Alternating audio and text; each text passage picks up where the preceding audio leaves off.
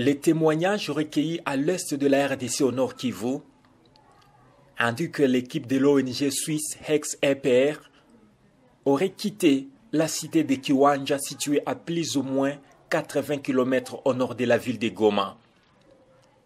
Ces humanitaires, à bord de véhicules Land Cruiser, se dirigeaient vers l'agglomération de Kabaya afin d'assister les retournés en cash, la population déplacée voulais-je dire. Selon notre source, dans le territoire de Rutshuru au nord Kivu, avant d'arriver même sur place, c'est dépasser d'abord le village de Kako, suivi de Kalengera et puis Rumangabo. Alors c'est dans le petit parc de Rumangabo que l'incursion est intervenue. Le feu s'est passé à 10h10 de ce vendredi. Il y avait 6 véhicules Land Cruiser avec plusieurs personnes à bord. Les porteurs d'armes ont perpétré des actes de pillage et une somme d'argent emportée ainsi que de téléphones des humanitaires qui étaient à bord des 6 Jeeps Land Cruiser en destination des Kabaya. La somme d'argent emportée n'a pas été révélée à Congo Orient 26 News. D'après la même source, ce porteur d'armes était vêtu en uniforme militaire.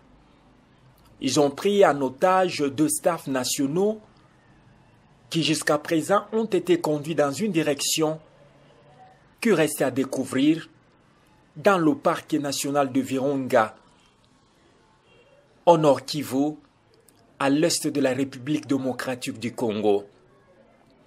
Les rescapés ont regagné la cité de Kiwanja au nord Kivu, à l'est de la République démocratique du Congo, très inquiets.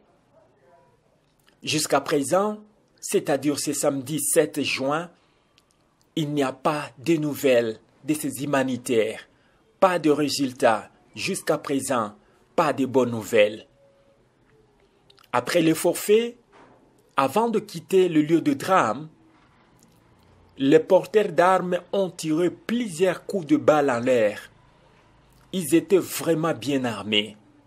Ces situations sont fréquentes vis-à-vis des humanitaires. Les convois des humanitaires sont souvent ciblés par les porteurs d'armes. Cependant, pour l'ONG suisse Hex-EPR, c'est la première fois qu'ils soient attaqués. Malheureusement, celui qui devait préciser se trouve parmi les personnes kidnappées. Avec ce genre d'événement, il y a risque que les humanitaires suspendent les activités dans cette partie de la province Nord Kivu sous contrôle du mouvement M23. En cas de suspension, la population paiera le pot cassé. Une population vulnérable, à plus de 80%, elle vit en déplacement. Je suis sûr que cet événement peut affecter d'autres humanitaires dans la zone, indique un témoin.